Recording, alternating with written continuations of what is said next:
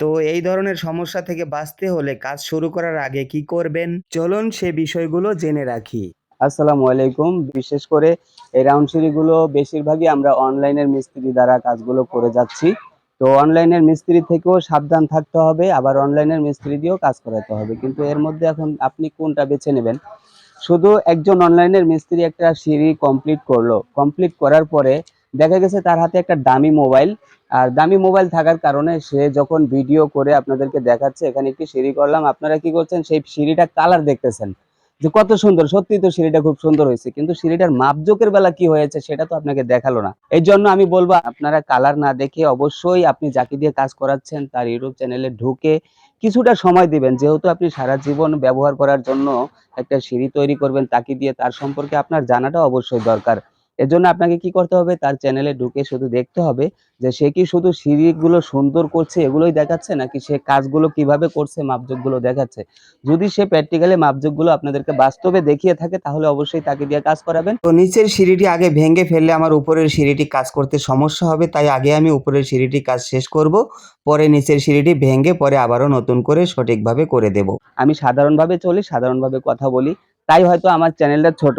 কিন্তু আপনারা ইতিপূর্বে আমার ভিডিওতে দেখেছেন আমি যে কাজগুলো করি আপনাদেরকে কিন্তু আমি ঢালাইয়ের আগে যে আমি যে সিঁড়িটা তৈরি করলাম এটার মাপজোকগুলো ঠিক আছে কিনা আমি আপনাদেরকে শাটারিং থাকা অবস্থায় এই মাপজোকগুলো দেখিয়ে দেই, এটা দেখিয়ে দেই, ভিতরের মাপটা দেখিয়ে দেই এবং লোডিং স্ল্যাবগুলো দেখিয়ে দেই।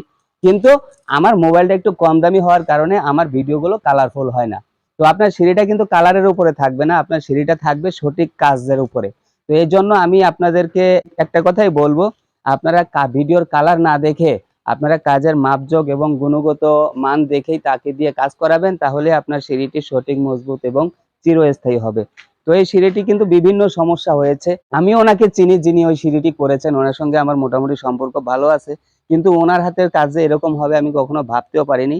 যাই হোক, আমি নাম বলবো না। তবে এটা হলো আপনাদের দায়িত্ব, একজন ভালো মানুষকে বেছে নিয়ে তাকে দিয়ে কাজ করানোর দায়িত্ব হচ্ছে আপনাদের। বিশেষ করে তারাই এই কাজগুলো করে যারা দামি মোবাইল ব্যবহার করে, ভিডিওকে কালারফুল করে এবং ভিডিওর মধ্যে তার হাতের কাজের মাপজোকগুলো কখনোই দেখানোর চেষ্টা করে না।